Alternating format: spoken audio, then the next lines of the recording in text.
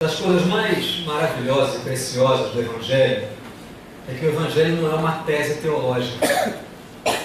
O Evangelho não é um conceito religioso.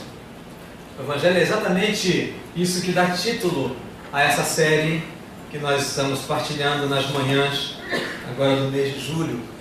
O Evangelho é realmente um chamado a uma fé relacional. A fé não é a fé em Cristo, né? Caminhar com Deus não é algo que fica confinado a ambientes religiosos ou a circunstâncias muito estreitas da nossa vida. A fé cristã é, na verdade, esse convite que Deus nos faz.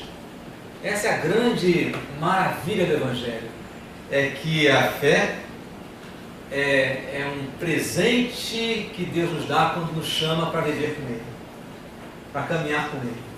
E esse chamado tem algumas características que muitas vezes as pessoas não percebem. As pessoas têm uma visão, às vezes, distorcida do que é fé em Deus, de que é realmente uma coisa teórica, de que é um movimento religioso, de que é algo que a gente procura quando está passando pela hora do aperto, ou quando a gente quer receber alguma coisa especial, quando quer tirar vantagem, quando quer melhorar no emprego, quando quer uma cura. Não. Todos esses elementos podem fazer parte da fé em Deus. Mas fé não é algo teórico, fé não é conceitual. Fé é algo muito mais profundo. A fé, segundo as Escrituras nos dizem, e segundo Jesus nos anuncia, é uma experiência prática, real na vida da gente. E ela é muito aplicável às nossas experiências de vida, muito concreta, ela não é apenas prática, mas ela é aplicável mesmo. E quando a fé em Deus, a caminhada com Deus se torna uma realidade na nossa vida, ela é capaz de nos conduzir através das diversas experiências do nosso dia a dia. Então, por isso nós costumamos dizer que o cristão não tem uma vida espiritual e uma vida secular. Não existe esse conceito. Aliás, gente querida, essa é uma das expressões mais fundamentais da fé segundo a Reforma. Não existe uma divisão entre aquilo que é sagrado, aquilo que é religioso e aquilo que é mundano, que é secular, que é fora do ambiente religioso. Não, o conceito bíblico é que nós vivemos no reino de Deus. E o reino de Deus não está confinado às experiências religiosas. O reino de Deus está permeando a vida. E se Jesus falou que o reino de Deus está no meio de nós, está dentro de nós, a nossa vida, a nossa experiência de caminhar com Cristo, de viver no seu reino, é para ser vivida no nosso dia a dia. E quanto mais a gente vive essa experiência de compartilhar a vida com Deus, de andar com Ele, como numa das imagens da nossa vinheta, uma longa caminhada com Deus numa mesma direção, o que acontece é que a gente se transforma, a gente se torna pessoas mais inteiras, mais plenas. Isso foi um dos aspectos que nós compartilhamos no domingo passado, quando falamos sobre a necessidade do amadurecimento. Um dos aspectos que eu acho muito centrais na nossa vida como cristãos, e eu acho que é um desejo de todo mundo, é sermos pessoas mais plenas e mais inteiras. Até usei uma expressão meio cômica, que ninguém tem o desejo de ser um mingau, né? Todo mundo quer viver as situações da vida, e todo mundo sabe que a gente enfrenta lutas, dificuldades que derrubam, que jogam a gente no chão. Mas todas as pessoas aspiram, desejam ter uma estrutura emocional, interior, que capacite a lidar com essas coisas, lidar com esse contexto natural da vida, de lutas, de dificuldades, de enfraquecimentos. Todo mundo quer ser alguém melhor. Esse ser alguém melhor não significa apenas melhorar na vida. E quando se fala melhorar na vida na nossa sociedade, a gente fala muito melhorar financeiramente, né? Mas a aspiração mais profunda é sermos pessoas mais inteiras, mais plenas, que encarem a vida e a tsunami da vida vem em cima e a gente conseguir se manter de pé, mesmo que a gente leve um grande caixote, né? Que a gente se rale todo. A turma do surf sabe muito bem disso, né? A gente se rale todo, mas a gente levanta, usando a expressão do samba, né? Sacode a poeira e dá a volta por cima. Todo mundo quer isso, virou até samba, né? Levanta, sacode a poeira e dá a volta por cima. Então isso está na mentalidade popular. Todo mundo quer ter essa resiliência, que é o que é resiliência? É a capacidade de, mesmo dobrado pelas circunstâncias, se levantar de novo e começar a caminhar. O Evangelho faz isso. Caminhar com Deus, andar com Deus, viver essa fé relacional, dá isso, que é o desejo maior das pessoas. Que é o maior desejo das pessoas. Por que as pessoas querem ser ricas? Por que as pessoas querem ser ricas? Via de regra, porque entendem que para serem pessoas inteiras precisam ter dinheiro. Essa é uma das grandes mentiras da sociedade. A ideia de que para sermos pessoas plenas, estáveis, seguras, consistentes, capazes de, se cair, levantar o ideal que não caia, né? Dinheiro não deixa ninguém cair. Esse é um dos mitos da sociedade contemporânea, né? Mas se cair, levantar de novo, então as pessoas acham que o dinheiro dá essa resposta. Não dá. Não dá. Não é difícil ver isto. Quantos astros desgraçam a sua vida nadando no dinheiro? Nadando no dinheiro. Os mais antigos, nós lembramos de pessoas como Elvis Presley. Mais antigos, né? Nós, os mais jovens, lembramos de Amy Winehouse. Aqueles que estão mais ou menos no meio lembram de Cazuza. Pessoas que tinham dinheiro, mas que sua vida se diluiu rapidamente. Opções erradas. O Evangelho, a caminhada com Deus, nos dá esse direcionamento, preservam a nossa integridade. E nós estamos vendo isso, como essas realidades acontecem, tomando como referência a vida do profeta Eliseu. Alguém que, naturalmente, no Antigo Testamento não era um cristão, mas os princípios que comandam a caminhada com Deus, eles não apareceram com Jesus Cristo. Eles estão ao longo da Bíblia. Jesus Cristo vem e torna isso mais claro, mais evidente, mostra como essas coisas operam de uma maneira prática, como a gente costuma falar na teologia, isso a gente aprende no seminário e a gente traz para cá, porque é uma ilustração simples, comparando o que acontece no Antigo e no Novo Testamento. Ambos são palavra de Deus, só que no Antigo Testamento a flor está em botão, né? No Novo Testamento a flor desabrocha. Jesus mostra toda a beleza contida no Antigo Testamento, a mensagem da lei e dos profetas. Jesus desabrocha e mostra, olha como aquilo que foi ensinado lá na Antiguidade, vocês não estão entendendo direito. Porque a evolução da lei e dos profetas, na verdade, foi um retrocesso na mão dos fariseus. Jesus vem e diz assim, não. Vocês ouviram o que foi dito, não é? Eu, porém, vos digo. E mostra a realidade que Deus deseja para as nossas vidas. Então, nós temos um grande privilégio até sobre Eliseu.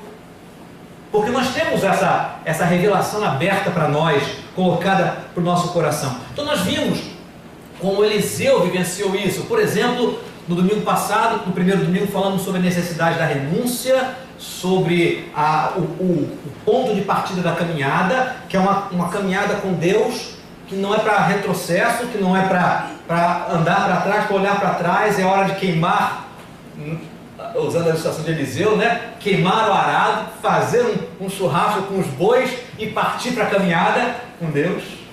Deixar de lado as coisas que nos impedem de caminhar com Deus, a necessidade da renúncia. Isso no primeiro domingo. No domingo passado nós falamos sobre a importância, a necessidade do amadurecimento, que é o que a gente procura. E como é que isso aconteceu na vida de Eliseu? Ele ensinou para a gente que, sobretudo, né, fé é um relacionamento com Deus. É como se Deus não, né? Deus faz isso mesmo ao longo da Bíblia, falando para nós de formas diferentes, fazendo essa pergunta para nós de formas diferentes. Eu estou com você. Ele vai estar com a gente, qualquer que seja a nossa resposta. Mas ele faz uma pergunta para que a gente responda: você quer andar comigo? Tantos de nós que estamos aqui e não foram criados num ambiente cristão, eu tenho ouvido isso de várias pessoas aqui da nossa igreja, nossa comunidade. Isso é uma coisa muito gostosa de ouvir. Pessoas que me disseram assim: Alex, a vida toda, eu tinha uma noção a respeito de Deus. E durante muito tempo busquei Deus em tantos lugares. E buscava com sinceridade. Mas não encontrava. Até que encontrei o Evangelho. Ou melhor dizendo, o Evangelho me encontrou. E encontrando o Evangelho, eu percebi que toda aquela minha caminhada, Deus estava comigo. Eu que não percebia. Eu que não compreendia como é que eu poderia me relacionar com Deus. E tentava me relacionar com Deus através de religião, através de boas ações, através de rituais. Mas eu não encontrava Deus. Quando conheci o Evangelho de Jesus, segundo as Escrituras, e hoje eu conheço Deus.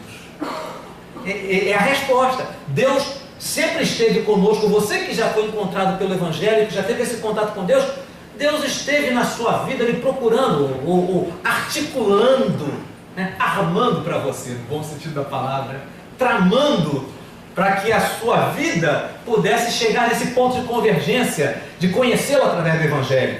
Deus não começou a trabalhar na nossa vida no dia em que nos encontramos com Cristo. Não. Deus nos escolheu desde antes da fundação do mundo. Só que Ele vai criando as condições para que no momento apropriado fique claro para nós que o único caminho para o relacionamento com Ele é através de Jesus Cristo. E aí, quando nós entramos nesse caminho, Deus continua a nos fazer essa pergunta, fazer essa declaração: eu estou com você, você quer estar comigo? A resposta de Eliseu, ao ouvir o chamado que lhe foi feito pelo profeta Elias, eu quero entrar nessa caminhada. E ele vai aprendendo como é que esse processo de amadurecimento, existe um momento que é um aprendizado inicial, que é uma caminhada em que há silêncio, observação, instrução, ser dirigido, ser orientado, é um momento de receber, em que a gente vai caminhando, mas não pode ser assim para sempre. A vida do cristão não pode ser passiva, um comportamento apenas de receber, de ser teleguiado. E essa diferença, esse movimento é central na minha vida e na sua vida. A ideia de que chega um momento em que a gente descobre que nós temos a nossa responsabilidade. Aconteceu isso com Eliseu. Ele descobriu que ele deveria assumir o protagonismo da sua jornada com Deus. O chamado não era apenas para que ele ficasse na dependência eterna de ouvir tudo que precisava fazer através de Elias. Ele precisaria assumir a caminhada pessoal e mais, não é? Elias ser o sucessor. Ele não ia depender mais de Elias, mas ia ser o continuador da caminhada do profetismo. Assim acontece com a gente. Há um momento na nossa vida em que esse momento esteja acontecendo conosco, se já não aconteceu, em que a gente descobre que eu tenho que assumir esse meu compromisso com Deus. A caminhada com Cristo é coletiva, é comunitária, a gente nunca perde isso, a gente nunca deixa isso de lado, mas eu tenho a minha responsabilidade, a minha caminhada com Deus. E foi isso que Eliseu aprendeu. Então ele descobre o seu compromisso e aí se dispõe a fazer essa caminhada próxima, pessoal com Deus, em que ele vai assumir então a sua avaliação pessoal, em que ele vai efetivamente avaliar a sua caminhada, ver como é que ele está. Ele faz isso, naquele processo em que ele está com Elias, no tempo em que Elias vai ser tomado, ele percebe essas realidades, ele vai perceber que na verdade ele não vai ser nunca totalmente independente, vai caminhar sim com sendo protagonista, sendo responsável, mas ele não vai ser totalmente independente. Ele descobre que os interesses de Deus são mais importantes quando ele pede: eu quero a porção dobrada do teu espírito. Ou seja, eu quero, na verdade, dar continuidade àquele propósito para o qual Deus me chamou. Quero ser profeta, quero continuar como profeta. E ele aprende que mesmo que as pessoas não compreendam plenamente, a gente tem que amar as pessoas. Quando os discípulos dos profetas diziam assim: quem sabe Elias não está em algum monte aí? Deixa a gente procurar, lembra-se disso? Deixa a gente procurar Elias, quem sabe o Senhor não botou ele em um desses montes. Eliseu diz: não vai, não adianta. E eles insistem, Eliseu diz: tá bom, então podem ir. Tudo bem. Eles vão, encontram Elias, voltam, e Eliseu disse: eu vou dizer com vocês, né? Mas ele teve essa compreensão com quem não compreendia o que tinha acontecido. Então, amadurecimento cristão é isso. A gente assume a responsabilidade, mas a gente sabe que a gente não é totalmente independente, a gente tem que procurar os interesses de Deus e amar as pessoas. Então hoje nós vamos ver o terceiro aspecto da experiência de Eliseu, que é o compartilhar da fé. A experiência de hoje está no segundo livro de Reis, no capítulo 4. Segundo Reis, capítulo 4. É uma passagem bem conhecida de todos nós. Segundo Reis 4, a partir do versículo 1. Segundo Reis 4, a partir do versículo 1. Vou precisar de ajuda de você. A pressão que aqui dentro está falhando a nossa pressão. Volta, por favor. Isso. Segundo Reis, capítulo 4, esse acontecimento do aumento do azeite da viúva. Já preguei sobre essa passagem aqui. Acho que no final do ano passado, início desse ano. Mas hoje vamos dar um enfoque diferente. Vamos fazer a leitura alternada, segundo Reis, capítulo 4, versículos 1 a 7. Certa mulher, das mulheres dos discípulos dos profetas, clamou a Eliseu, dizendo: meu marido, teu servo, morreu, e tu sabes que ele temia ao Senhor. É chegado o credor para levar meus 2 filhos para lhe serem escravos. Eliseu perguntou: que irei fazer? Diz-me que é o que tens em casa. Ela respondeu: tua serva não tem nada em casa, senão uma botija de azeite. Então disse ele: vai, pede emprestadas vasilhas a todos os teus vizinhos, vasilhas vazias, não poucas. Então entra e fecha a porta sobre os filhos e sobre teus filhos, e beba o azeite de todas aquelas vasilhas. Põe à parte a que estiver cheia. Partiu, pois, dele e fechou a porta sobre si e sobre seus filhos. Estes lhe chegavam as vasilhas, e ela as enchia. Cheias as vasilhas, e disse ela a um dos filhos: chega-me aqui mais a vasilha. Mas ele respondeu: não há mais vasilha nenhuma. E o azeite parou. Leia o 7 também. Então foi ela que fez saber ao homem de Deus. Ele disse: vai, vende o azeite e paga a tua dívida, e tu e teus filhos viverei o resto. Muito bem, na outra vez em que eu falei sobre essa passagem, o nosso foco foi sobre a experiência da mulher, dessa viúva de um profeta. Hoje o nosso foco é sobre a experiência de Eliseu, porque nós estamos falando de compartilhar a fé. O que nós vemos aqui? Eliseu agora está na sua caminhada como o profeta principal, o líder do profetismo naquela época, e essa história revela um novo momento na experiência de Eliseu.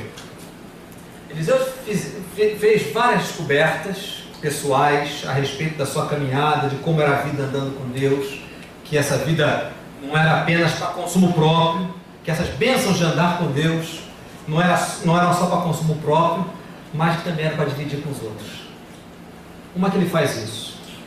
A maneira que ele fez foi ajudando pessoas, não apenas essa mulher, mas essa mulher é o nosso foco, toda essa experiência é o nosso foco de hoje, mas servindo as pessoas, atendendo as pessoas com o poder que Deus tinha colocado sobre ele, através do poder do Senhor com quem ele estava aprendendo a andar. Elias tinha ensinado Eliseu, e agora Eliseu está na sua caminhada pessoal com Deus, e ele agora é o instrumento de Deus para abençoar a vida das pessoas. Esse é o paralelo que nós estamos fazendo entre a experiência de Eliseu e a nossa experiência em compartilhar a fé. A função do profeta era exatamente apresentar para o povo a presença de Deus. Era através do ministério do profeta que Deus se mostrava presente de uma forma clara na vida do povo. E agora era ele, Eliseu, era o profeta principal do seu povo. E agora ele vai e encontra essa mulher que estava numa situação muito complicada, tinha perdido o marido e cheia de dívidas. E o contexto da época é que a pessoa que não podia pagar as suas dívidas, ela perdia o direito à sua própria liberdade, e os seus próprios filhos também iam ter que pagar a sua dívida, né? Ela e os seus filhos iam ter que pagar as suas dívidas. No caso, os filhos eram o tributo da sua dívida, e se servir como escravos por causa disso. O que marca a maneira de Eliseu fazer isso, a mulher, e atender a mulher, é que ele não fez simplesmente um milagre. Às vezes a gente olha muito o evento em si, focaliza muitas vezes na multiplicação do azeite, o grande milagre que ele fez, mas Eliseu fez algo mais do que realizar um milagre. Observa bem o texto. Ele supre a necessidade imediata da mulher, mas não é só isso que ele faz. Além de fazer o milagre, Eliseu mostra para ela um caminho que faria com que ela aprendesse a conhecer e viver confiando plenamente no Deus que tinha suprido a sua necessidade. E aí a grande marca do milagre: o milagre não aponta para si. O milagre não se esgota em si. O milagre que é feito por Deus mesmo não se esgota no que ele produz de maneira concreta. O que Eliseu fez foi apontar para essa mulher que este milagre lhe faria continuar, ter condições de prosseguir na caminhada dela. Ela ia começar a sua vida a partir da intervenção de Deus na sua história. Onde é que a gente vê isso? Olha comigo o último versículo que eu pedi para você ler. Versículo 7. Todos nós conhecemos a história da multiplicação do azeite. Enquanto tinha vasilha, o azeite estava vertendo, estava se multiplicando. Mas chega um momento em que as vasilhas terminam, o azeite para, e a orientação de Eliseu é muito interessante. Ele diz para ela vem falar com ele, e ela diz: vai, vende o azeite, paga a tua dívida, e tu e teus filhos vivei do resto. O milagre era só o começo. O milagre era vamos dizer assim, a apresentação do poder e da misericórdia de Deus na vida dela, porque a vida tinha que continuar. E a experiência que ela teve da provisão de Deus não era só para aquele momento em que as dívidas tinham vindo sobre ela. Haveria uma continuidade. Eliseu diz: prossiga a viver com a graça que Deus te deu. Continua a viver. Ela ia recomeçar a sua vida a partir dessa intervenção de Deus, da presença de Deus na história. O que Eliseu estava fazendo era mostrar para a mulher que era possível viver como Eliseu, tinha aprendido a viver. Eliseu, tinha aprendido a viver andando com Deus e se relacionando com Ele. Irmãos e irmãs, a gente precisa lembrar disso. Deus não é um Deus de eventos. Deus é um Deus de companhia. Deus não é um Deus que entra na nossa vida, nos dá uma bênção e pula fora. Deus é um Deus companheiro. Deus é um Deus que caminha com as pessoas. Jesus já mostrou isso claramente. Jesus, inclusive, criticou as pessoas que o viam como um fornecedor de milagres. Jesus falou para as pessoas que estavam seguindo: vocês estão me seguindo porque estão se aproveitando das bênçãos dos milagres. Jesus sempre valorizou caminhar com ele. Veja só o que aconteceu. Eliseu reproduz, né, em relação àquele momento, o que aconteceu com a mulher é uma reprodução em menor escala do que aconteceu com Eliseu durante o discipulado que ele teve com Elias. Veja se não foi assim que aconteceu com Eliseu. Eliseu, você acompanhou essas experiências nas mensagens anteriores. Eliseu recebeu a visita do mensageiro, recebeu a visita de Elias, respondeu positivamente àquele chamado e começou a andar na companhia de Elias. Junto com Elias, ele viu o que Deus fazia na vida, no tempo que ele observou, no tempo que ele estava caladinho, à sombra do profeta. Ele aprendeu, ele viu o que Deus fazia na vida das pessoas. Ele andou perto de Elias o quanto ele pôde, até no último momento. Elias tentou se desvencilhar dele. Lembram-se daquele diálogo repetitivo? Aquela conversa repetitiva? Elias dizendo: eu vou para tal lugar, você fica aí, Eliseu. Eliseu respondia: não fico de jeito nenhum, tão certo quanto vive o Senhor e vê tua alma, eu não largo do teu pé. Largo do teu pé é a versão contemporânea, né? E Elias tentou fazer isso 3 vezes. Eliseu disse: não, eu vou andar com você enquanto eu posso. Mas chegou uma hora em que Elias foi tomado, e tinha chegado a hora dele mesmo viver as suas experiências com Deus e continuar a sua jornada com Deus, a sua longa caminhada com Deus na mesma direção. Agora, em relação à mulher, ela recebe a visita do mensageiro, o profeta chega na casa dela, ela viu aquilo que Deus faz na vida das pessoas, porque ela foi beneficiária da graça de Deus, então viu o poder de Deus atuando. E olha no versículo 7, depois de receber todas as bênçãos, o que ela fez? Depois de receber a bênção da multiplicação do azeite, ela volta até Eliseu, né?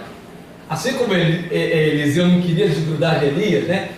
Estar com Elias, receber orientação até o momento, o máximo que podia, ela também vai até Eliseu para perguntar o que vai fazer. Gente, o que eu vou fazer? Era meio óbvio, né? Mas na verdade ela estava colada com a ministração de Eliseu. Mas aí Eliseu diz para ela: volta e vive com o que você tem. Você não depende mais de mim. Volta e vive com o que você tem. Agora é a sua hora de caminhar na vida com aquilo que Deus te deu. É hora de caminhar na vida com aquilo que Deus te deu. A gente olha para Eliseu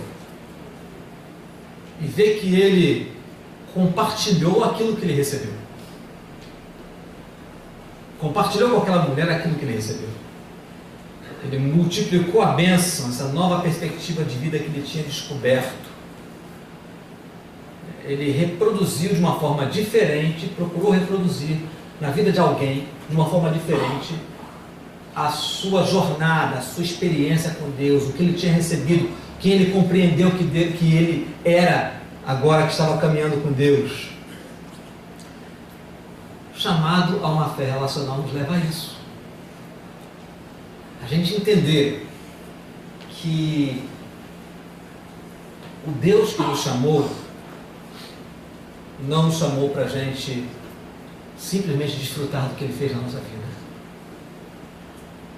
Infelizmente, muita gente na igreja não vive essa realidade.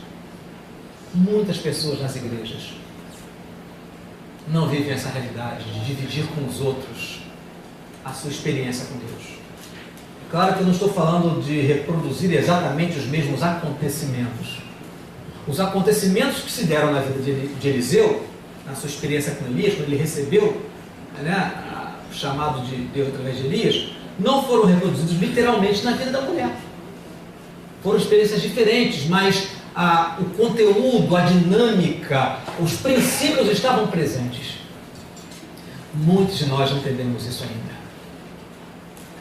E nós não somos chamados para consumir de Deus. Nós somos chamados para ser transformados, caminhar com Ele e multiplicar o que nos deu.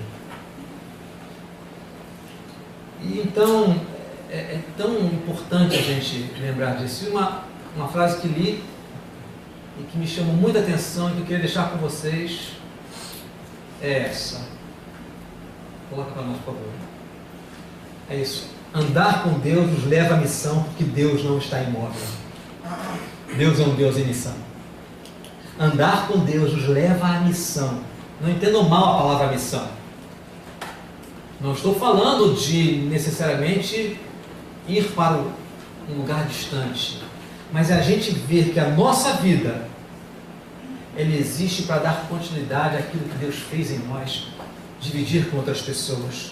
A missão pode ser um chamado para servir a Deus na Indonésia, ou pode ser para servir a Deus no meu trabalho, na minha universidade, com os meus amigos. A missão é essa, a missão é multiplicar, é compartilhar a fé, que nós tivemos a bênção e a alegria de receber de Deus. A nossa caminhada com Deus precisa ser multiplicada. Vejam só, lembrem de uma coisa, todas as vezes em que Jesus chamou as pessoas para segui-lo. E mais do que tudo, ele chamou as pessoas para segui-lo e ele não ficou parado. Ele prosseguiu na sua caminhada. Alguns o seguiram literalmente, andando atrás dele, pelas estradas poeirentas lá da Palestina. Outros o seguiram baseados na sua vila, na sua cidade, na sua família, sendo seguidores, discípulos e discípulas de Jesus no seu campo missionário, onde Deus lhe havia posto. Ainda é assim comigo e com você. A gente olha para Eliseu e vê que belo. Eliseu recebeu a graça dos chamados de Deus, descobriu quem ele era, descobriu que Deus o estava chamando para seguir, e aí encontra-se naquela situação, abençoa aquela mulher e diz: agora é você, minha filha, recebeu a bênção de Deus, agora toma isso e vive do resto, caminha a sua caminhada com Cristo, com Deus, né? Nós diríamos, caminha com Cristo, assim como eu estou caminhando. Muitas vezes o evangelismo virou um evento. Algumas vezes eu ouço pessoas dizendo assim: a igreja não evangeliza. Sabe o que eu tenho vontade? Vou abrir o coração para vocês. Sabe o que eu tenho vontade de responder? Se você me perguntou isso, você sabia que isso passou no meu coração, vai saber agora, viu? Eu assim: é mesmo? Você não evangeliza? Minha vontade é perguntar isso. Porque o conceito que nós temos muitas vezes é que evangelismo é a gente se mobilizar no mais que palavras. É a gente sair daqui e ir para o abrigo Ayrton Senna, cuidar das crianças. É a gente sair daqui na Páscoa e ir para o sinal distribuir a literatura, colocar as faixas. Também é. Mas olhar evangelismo só como isso tem dois problemas. Primeiro, é um reducionismo que a Bíblia não sanciona, não concorda. E segundo, muito cá para nós, irmãos, é uma fuga de responsabilidade individual que não acaba mais. A gente precisa entender que o chamado é para cada um de nós. É para todos nós mesmos. Então, quando você disser assim, a igreja não evangeliza, você muda o seu discurso e diz assim: a igreja precisa fazer mais movimentos evangelísticos. Ok. Concordo plenamente. Mas o chamado para a missão é para todos. É para todos pessoalmente. Na verdade, a missão, o compartilhar da fé, é uma consequência natural de seguir a Cristo. De seguir a Cristo. Cristo chamou e chama as pessoas para o seguirem, se tornando discípulos dele. E fez, ainda faz, para que esses discípulos assumam como sua a missão dele. e ele continua em missão. Há um texto muito interessante no Evangelho de Marcos, no capítulo 3, versículo 14, que diz que Jesus chamou os seus discípulos, designou os 12 para estarem com ele e para os enviar a pregar. Então, o movimento é esse: estar com o Senhor e os enviar a pregar. O que falta, irmãos, muitas vezes, é uma relação mais madura com Deus, na qual nós assumimos, como Eliseu aprendeu a assumir, a responsabilidade da sua caminhada. O que realmente significa ser discípulo do Senhor Jesus. Uma vida de intimidade com Ele. Porque quando a gente tem intimidade com Deus, quando a gente busca o Senhor sem pressão dos outros, quando a gente se interessa por estar com Deus, a gente vê as coisas que são importantes para Ele se tornarem importantes para nós também. A vida das pessoas, que importa tanto para Deus, a ponto de Ele enviar o seu Filho para se entregar, para morrer pelos pecados da humanidade, se torna importante para mim também. A vida dos meus amigos, a vida dos meus conhecidos que não conhecem a Cristo, para quem o Evangelho é um conceito misturado, é um conceito apresentado pela mídia. Os meus amigos que precisam entender, compreender o Evangelho com mais clareza, olhando para mim, a vida deles é importante para Deus, e Deus me coloca do lado deles. Deus me põe do lado deles. Irmãos, quando eu estou falando me põe, eu estou falando que põe a você do lado deles, e me põe também, põe o Alex do lado das pessoas. Põe o Alex do lado dos seus vizinhos. Põe o Alex do lado dos seus colegas de academia. Até põe o Alex do lado dos seus irmãos da igreja também, né? Até isso. Mas ele nos põe, porque a vida das pessoas é importante para Deus. Nada é mais importante para Deus. Nada é mais importante para Deus do que espalhar a glória do seu amor pelo mundo. Nada é mais importante para Deus do que isso. Espalhar a glória, a majestade, a beleza da sua graça sobre toda a terra. E isso é o que muda as pessoas. E é isso que muda o mundo. E para isso Ele escolheu algumas pessoas antes de outras. Preste muita atenção nisso. Deus escolheu algumas pessoas antes de outras, para que essas que foram escolhidas antes possam compartilhar a fé com as outras. Quando eu digo que Deus escolheu, a eternidade passada não tem antes, né? Foi lá antes da fundação do mundo. Mas a realidade se deu, o chamado de Deus foi ouvido por algumas pessoas antes de outras. Foi ouvido por Elias antes de Eliseu, e foi ouvido por Eliseu antes da mulher. Assim também, Deus fez o chamado a você, você ouviu antes de outras pessoas. O chamado de Deus precisa chegar a outras pessoas através de você e de mim, compartilhando a fé. Então a pergunta que a gente precisa sair com ela na nossa mente hoje é essa. Eu desisto de usar aqui. Tenho compartilhado a minha fé? Tenho compartilhado a minha fé? Tenho dividido a convicção, aquilo que Cristo me deu, a convicção de que Deus está do meu lado? Tenho compartilhado a minha fé? Não precisa de evento especial. Porque a gente compartilha no dia a dia, no cotidiano, nas situações reais. A gente compartilha nas relações que a gente tem com as pessoas. A gente compartilha com todas as pessoas que Deus coloca no nosso caminho, com o nosso próximo. Então, eu quero trazer para você algumas sugestões para compartilhar a fé na prática. Porque é muito chato quando a gente chega, quando o pastor faz uma pergunta, só para ficar futucando a gente, né? Epa, o pastor fica todo domingo, fica futucando, mas eu quero saber como é que eu posso fazer isso. Então vamos ser práticos, vamos ser concretos. Primeiro eu quero dizer uma coisa: nenhuma instrução que você receba vai ser capaz, vai ser suficiente para substituir o seu desejo sincero de fazê-lo. A sua entrega para o Espírito Santo, a sua vida com Deus. Mas às vezes a gente precisa de alguns passos concretos, né? Algumas sugestões concretas. Então trago para você aqui algumas sugestões práticas para que você possa compartilhar a sua fé no seu cotidiano. Vamos lá. Primeira sugestão: observa as necessidades das pessoas. Seja mais atento, mais atenta a vida das pessoas, não é ser fofoqueiro, ser alcoviteiro não, né? Mas as pessoas que convivem com você, lembre que por trás da pessoa grosseirona existe um coração. Existe alguém, ou atrás da pessoa silenciosa, calada, existe alguém que tem carências, como todos os seres humanos, como você e como eu temos carências, preocupações, angústia, medo. Olhe atrás dos olhos da pessoa. Olhe além do comportamento. Procure observar as necessidades.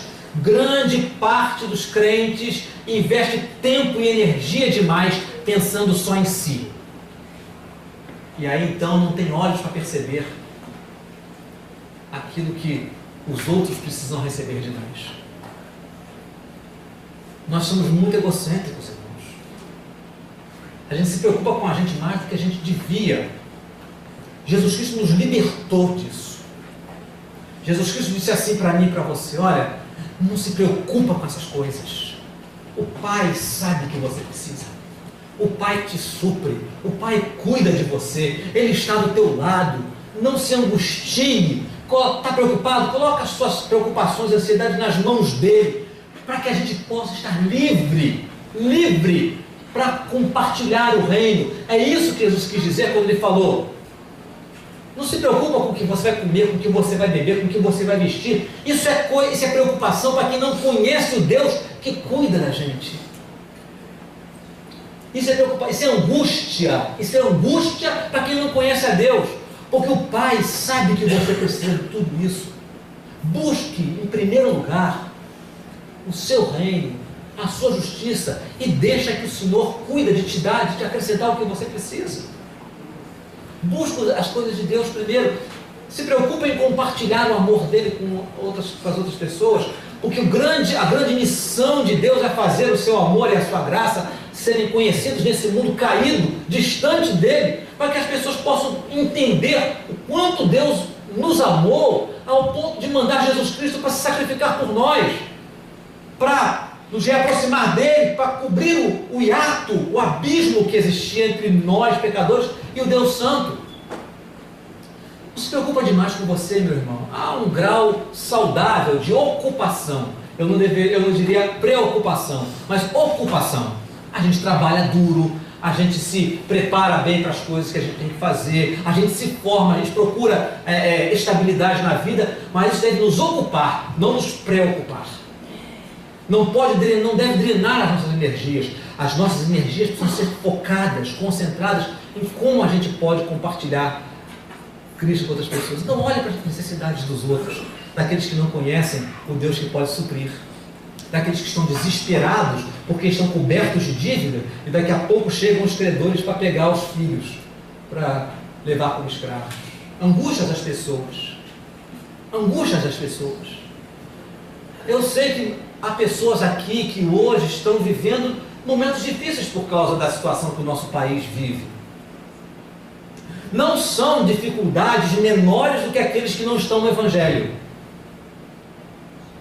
Mas você tem a consciência de que o Senhor está cuidando de você. Trabalhe com intensidade. Seja diligente. Seja o melhor profissional, a melhor pessoa no que você faz. Coloque-se nas mãos de Deus. Confie nele. Entrega o teu caminho ao Senhor. Confia nele e o mais Ele fará. Faz a sua parte. Coloca nas mãos do Senhor. Ele multiplica o que for necessário. E você está livre para poder falar com outras pessoas que as necessidades que elas estão passando são muito parecidas com as que você está passando também. Então, olhe, observe as necessidades das pessoas. Quando você perceber o que elas estão precisando, o que está se passando na vida dela, dê o passo seguinte: sirva a essas pessoas. Sirva essas pessoas. Se apresente a elas, a conversar, para orar por elas, para dar suprimento de uma necessidade. Às vezes é financeiro, às vezes é o seu tempo.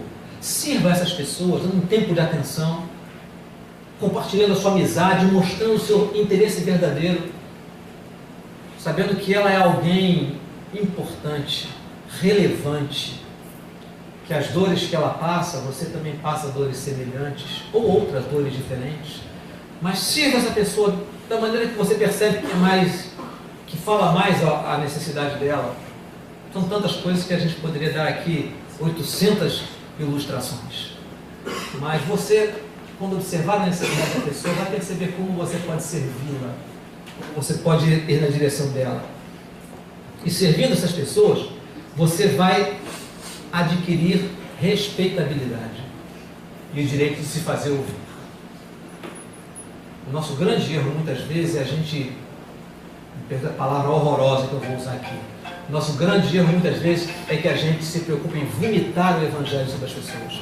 A gente regurgita o Evangelho, a gente não compartilha. A gente acha que as pessoas têm a obrigação de nos ouvir porque nós temos a melhor mensagem. Nós temos o direito de falar, agora o direito de ser ouvido é outro departamento, né? Falar nós temos sempre o direito e a responsabilidade, mas a gente tem que ser mais inteligente e lembrar que o direito de ser ouvido a gente adquire. E não é justo a gente dizer assim, não, eu falo e o Espírito Santo aplica, né? Isso muitas vezes é justificativa para a nossa impaciência, para a nossa truculência, nossa agressividade, ou até mesmo para o nosso verdadeiro desinteresse com o outro. Às vezes a gente tem interesse em cumprir a nossa tarefa, em cumprir o nosso dever. E o outro aí, o problema é do outro com Deus. Isso é egoísmo também. Isso é egoísmo vestido de piedade. Então, olhe para outra pessoa, sirva essa pessoa, e aí, conforme você for servindo e andando com ela, aí vai acontecer um negócio interessante. Você vai poder incluir no seu diálogo com ela as suas experiências com Deus. A pessoa vai passar a te ouvir, não apenas te escutar, mas ela vai ouvir. Então você vai começar a falar para ela como que o Evangelho tem dado para você força, para você lidar com as suas dificuldades. Quando a tsunami vem contra você, como é que isso tem te dado força? E a sua experiência da sua caminhada com Deus, como é que você tem tido coragem, esperança, força para prosseguir mesmo no meio das lutas? Uma coisa que me impressiona muito na mídia evangélica é que testemunho, né? Chamar o irmão para contar a bênção, né? Conta a bênção, irmão, conta a bênção, irmão. Eu acho muito interessante que os testemunhos são sempre fechados, são sempre completos. São sempre completos. O que eu quero dizer com isso? Ninguém diz assim, eu fui diagnosticado com uma doença. Isso me trouxe muita dor, muita dificuldade. E eu vim aqui dar o testemunho que eu ainda estou com essa doença. Mas Deus está comigo e eu não desanimo. Os testemunhos devem ser assim, eu tinha um câncer, Jesus me curou. Né? Jesus cura de câncer? Cura. Mas um monte dessas histórias é mentira. Vi essa semana na internet.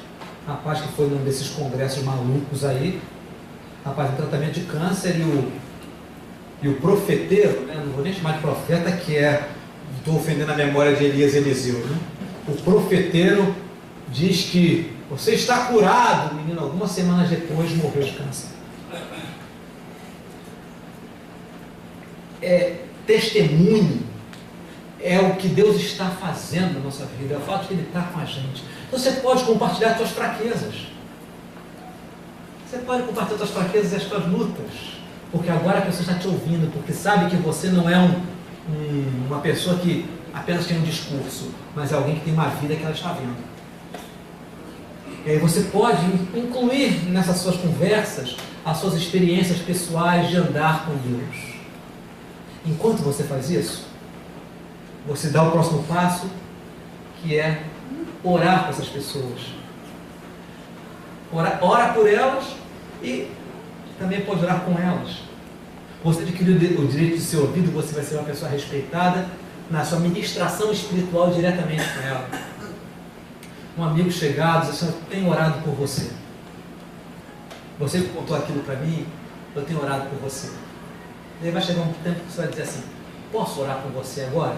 Na hora do almoço, no intervalo das aulas, numa batida na porta do vizinho, né? Lá, tem que dizer que eu tenho orado por você e queria orar com você. Você vai poder fazer isso. E aí então, você vai poder convidá-la finalmente para conhecer o Evangelho e o Cristo em que você crê. Aí talvez você pode até chamá-la para ver a igreja, tá? Mas isso não é sinônimo.